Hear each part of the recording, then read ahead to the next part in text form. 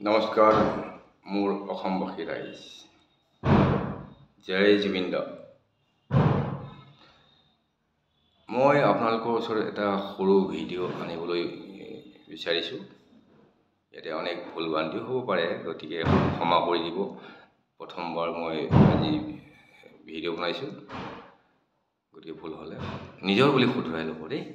ৰাইজক আচ্ছা মই কালি 2 অক্টোবৰ দিনাখন জুবিন দাৰ সমাধিলৈ গৈছিলোঁ এগছ চাকি দিবলৈ দি ঘূৰি আহোঁতে সময় থকাৰ কাৰণে মই আমাৰ সোণাপুৰত যিখন এয়াৰপৰ্টৰ কেণ্টিন আছে তালৈ যাব ভাবিলোঁ আৰু যে এটা সামান বস্তু লৈ যাওঁ সোণাপুৰ যিটো চাৰিআলি হয় তাৰ পৰা কেণ্টিনত যাবৰ কাৰণে যিটো ৰাস্তা সেইটো ব্লক কৰি থৈছে পুলিচ 10টা মানে এজন SI আছে আৰু বাকী কেইজন এজন হাৱলদাৰ বুলি কয় নেকি জানো তো যিডাল ইয়াতে কাঠত 3ডাল ফিটি থাকে না হাৱলদাৰ কয় নেকি কি কয় মই নাজানো বিশেষকৈ তো তেখেত আছিল আৰু অন্য 8জন মান আছিলে সম্ভৱ তো ৰাস্তাত ব্লক কৰাৰ কাৰণে মই সুধিলোঁ ছাৰকে মাত দিলোঁ মই ছাৰ প্লিজ অকণমান আহকচোন বাৰু ৰাস্তাত কিহৰ কাৰণে বন্ধ কৰিছে SI ছাৰক আৰু SI ছাৰ আহিলে ক'লে বোলে এনেকৈ তেনেকৈ দুৰ্গা পূজা বিসৰ্জন চলি আছে যে গতিকে মানে ভিৰ বহুত হৈছে ভিৰটো কণ্ট্ৰল কৰিবৰ কাৰণে আমি মানে বেৰিকেশ্যন লগাইছোঁ যাতে নহয় অ'কে ভালেই কথা তো এতিয়া আমি যাম কোনফালৰ পৰা ৰাস্তাটোতো দেখুৱাই দিয়ক কেণ্টিনলৈ ইয়াৰ পৰা কমচে কম 4-5 কিলোমিটাৰ দূৰ হ'ব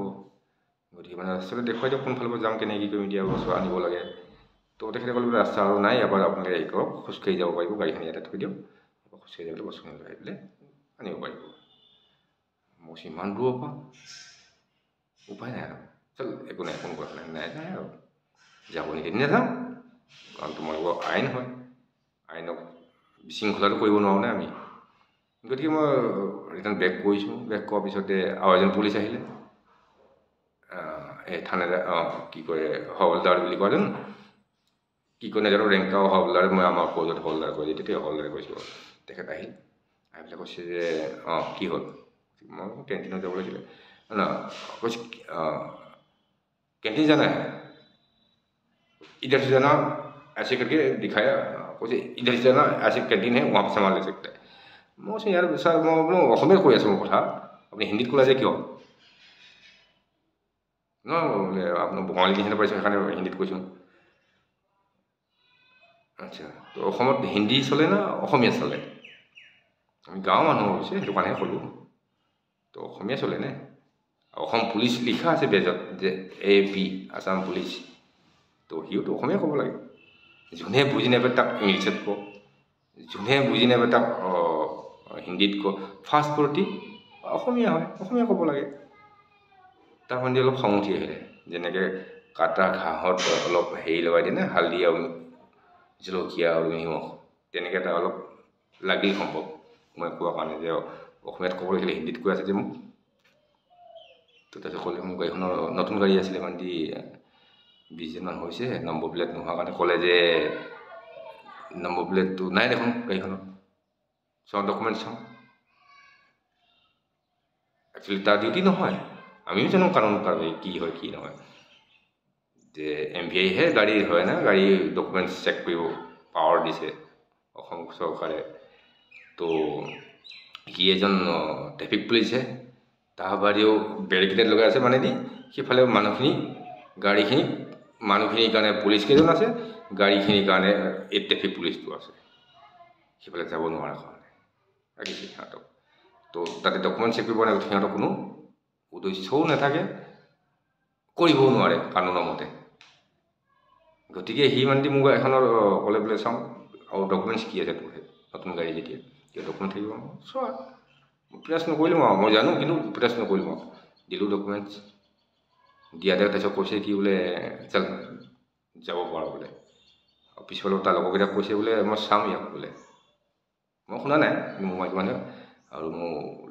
লগত ভাগিন এজনীও আছিলে মোৰ ৱাইফ আছিলে মোৰ ল'ৰাটো সিহঁতে শুনিছে আৰু কৈছে চাম বাৰু ইয়াক মানে কি চাব চালান কাটি দিব কাটাচোন বা কেনেকৈ কাটে মই ভাবিছোঁ মনত দেই সেইটো কাৰণে আজি এই সৰুকৈ ভিডিঅ'টো বনালোঁ আপোনালোকৰ কাৰণে, প্ৰুফৰ কাৰণে, যাতে পুলিচ হ'লেই নহ'ব নহয়, হাতখন কানুনখিনি তহঁতৰ কাৰণেহে, তহঁতেই ৰাখি থৈ দিবা আৰু আমাৰ কাৰণে নহয়, যাকে পাওঁ তাকে হেৰি কৰিবি। এই কিছুমান চুতীয়া 4-5টা পুলিচৰ কাৰণে 95টাক বদনাম কৰি আছে। গতিকে মোৰ আজোৰ কৰি মোৰ বিনতি এইটোৱে যে যিমানবিলাক ছিনিয়ৰ অধিকাৰী বা ছিনিয়ৰ মানুহ থাকে পুলিচৰ, তেখেতসকলে ইহঁতক বুজাওক, এই মূৰ্খ জদামূৰ্খকেইটাক বুজাওক।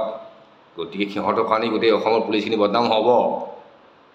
বুজাব ইহঁতক, ডিচিপ্লিন নাই একচুৱেলি। পেটডাল ইমানডাল নিগ্ৰহৰ নিচিনা দেখা পায়। সি মোক কৈছে মোক বঙালী নিচিনা দেখা পায় বোলে, তাৰ নিজৰ চকুলটো নিগ্ৰহৰ নিচিনা। মইতো সেই আছামীৰ লগত মিলোঁ অলপ, একদম ক'লা ভূত, চৌ চাই শান্তি নিচিনা লাগিছে। বয়স কমচে কম 70 হ'ব নেকি। 60 বছৰলৈ চাকৰি কেনেকৈ কৰে সিহঁতে নাজানো, দেখাত আৰু। গতিকে সেই প্ৰুফটোৰ কাৰণেহে মই কৈছোঁ, কিবা নেকি বে আইনৰ কিবা এখন দি পেলাই মোৰ গাড়ীখনৰ চালান কাটিব পাৰে। গতিকে মই এইটো ভিডিঅ' বনাই পেলাই আপোনালোকক আগত পেছ কৰিছোঁ। চাই পেলাই কমেণ্ট কৰি প্লিজ জনাব কি কৰিব মোক, কি নকৰিব সিহঁতে, আৰু মই কি কৰিব লাগিব। যদি মোক পেনাল্টি দিয়ে তেতিয়াহ'লে ময়ো তাক সোধাই নিম, কেছটো ময়ো ঠগিম তাৰ ওপৰত। তো আপোনালোকে কি হেৰি থাকে মোক এবাৰ জনাব জৰুৰ দেই।